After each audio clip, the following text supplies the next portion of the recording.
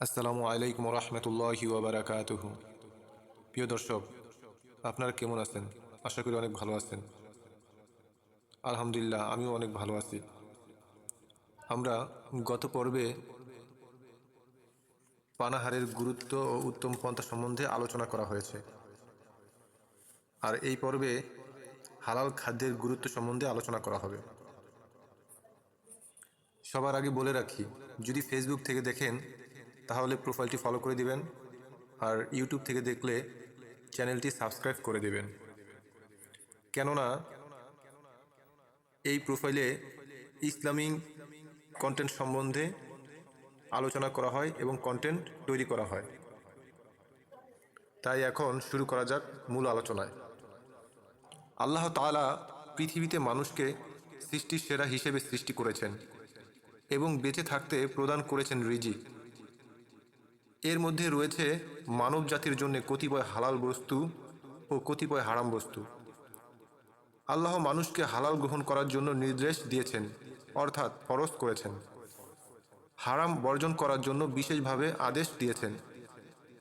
এজন্য হালাল হারাম মানব জীবনে অত্যন্ত গুরুত্বপূর্ণ ভূমিকা পালন করে থাকে। আল্লাহ তাআলা বলেন, হে ঈমানদারগণ, তোমরা পবিত্র বস্তু সামগ্রী আহার করো, যেগুলো আমি তোমাদেরকে রুজি হিসেবে দান করেছি, এবং আল্লাহর শুকরিয়া আদায় করো, যদি তোমরা তারই বন্দেগী করো। আল্লাহ তাআলা সূরা বাকারার 172 নম্বর আয়াতে এই কথাগুলো বলেছেন। অতএব আল্লাহ তোমাদেরকে যেসব হালাল ও পবিত্র বস্তু দিয়েছেন তা তোমরা আহার করো। সূরা নাহল 114 নম্বর আয়াত। আলোচ্য আয়াতদ্বয়ে আল্লাহ তাআলা মুমিন বান্দাদেরকে যে অসংখ্য নিয়ামত দান করেছেন তা থেকে হালাল ও পবিত্র জিনিস আহার করার নির্দেশ দিয়েছেন। এই পৃথিবীতে যা কিছু রয়েছে সব কিছুই একমাত্র মানব জাতির কল্যাণার্থে সৃষ্টি করা হয়েছে, আর মানব জাতিকে সৃষ্টি করা হয়েছে শুধুমাত্র আল্লাহর ইবাদতের জন্য।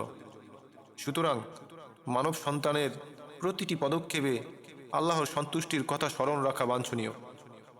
ইবাদতের অন্যান্য বিষয়াবলীর প্রতি সতর্কতা অবলম্বন করতে হয়। তদ্রূপ পানাহারের ক্ষেত্রে বৈধ অবৈধ হালাল হারামের প্রতি সতর্ক দৃষ্টি রাখা জরুরি। কারণ বান্দাকে পার্থিব জীবনের সীমারেখা অতিক্রম করে অত্যন্ত সংকটময় অন্য একটি জীবনের প্রাণে পাড়ি জমাতে হবে। সেই বন্টনকাকীর্ণ অনন্ত অসীম যাত্রাপথকে নিষ্কণ্টক ও শান্তিময় করতে হলে পার্থিব জীবনে শৈশবকাল থেকেই আল্লাহর মনোনীত ধর্ম ইসলামের রূপরেখায় বান্দার আমলকে ঢেলে সাজাতে হবে। হযরত আবু হুযায়ফা রাদিয়াল্লাহু তাআলা আনহু বলেন, রাসূল সাল্লাল্লাহু আলাইহি ওয়াসাল্লাম বলেছেন, আল্লাহ তাআলা পাক পবিত্র, তিনি একমাত্র পাক পবিত্র বস্তুকে কবুল করেন এবং আল্লাহর রাসূলদেরকেও সেই আদেশ করেছেন, মুমিনগণকেও সে আদেশই করেছেন, তথা রাসূলগণকে লক্ষ্য করে বলেছেন, হে রাসূলগণ, আপনারা পাক পবিত্র হালাল খাদ্য খাবেন এবং নেক আমল করতে থাকবেন। আর মুমিনদেরকে লক্ষ্য করে তদ্রূপ বলেছেন, হে মুমিনগণ, আমার দেওয়া পাক পবিত্র হালাল রিজিক হতে খাও। অতঃপর রাসূলুল্লাহ সাল্লাল্লাহু আলাইহি ওয়াসাল্লাম উল্লেখ করলেন, এক ব্যক্তি দূর দূরান্তের সফর করেছে, মুসাফিরের দোয়া বেশি কবুল হয় এবং তার মাথার চুল এলোমেলো, শরীরের ধুলাবালি এমতাবস্থায় ওই ব্যক্তি উভয় হস্ত আসমানের দিকে উঠিয়ে কাতর স্বরে হে প্রভু বলে ডাকছে, কিন্তু তার খাদ্য হারাম, পানীয় হারাম, পরিধেয় বস্তু এবং সে হারাম দ্রব্যই সে খেয়ে থাকে। এ ব্যক্তির দোয়া কীরূপে কবুল হতে পারে? অর্থাৎ হারাম খাদ্য খেলে দোয়া কবুল হয় না। হাদিসে আছে, হারাম ভক্ষণকারীর শরীর বেহেশতে প্রবেশ করবে না। তাই হালাল খাদ্য গ্রহণ করা প্রত্যেক মানুষের জন্য জরুরি তথা ফরজ। আর হালাল উপার্জনের পন্থা রাসূল সাল্লাল্লাহু আলাইহি ওয়াসাল্লাম আমাদেরকে শিখিয়ে গেছেন। যেমন হযরত মেকদাদ ইবনে মাদি কারের রাদিয়াল্লাহু তাআলা আনহু বলেন, রাসূলুল্লাহ সাল্লাল্লাহু আলাইহি ওয়াসাল্লাম ইরশাদ করেন, কারো জন্য নিজ হাতের উপার্জন অপেক্ষা উত্তম আহার বা খাদ্য আর নেই। আল্লাহর নবী দাউদ আলাইহিস সালাম নিজ হাতের কামাই খেতেন, হযরত রাফি ইবনে হাদিস রাদিয়াল্লাহু তাআলা আনহু বলেন, একদা রাসূল সাল্লাল্লাহু আলাইহি সাল্লামকে জিজ্ঞাসা করা হয় যে, ইয়া রাসূলুল্লাহ, কোন প্রকার উপার্জন উত্তম?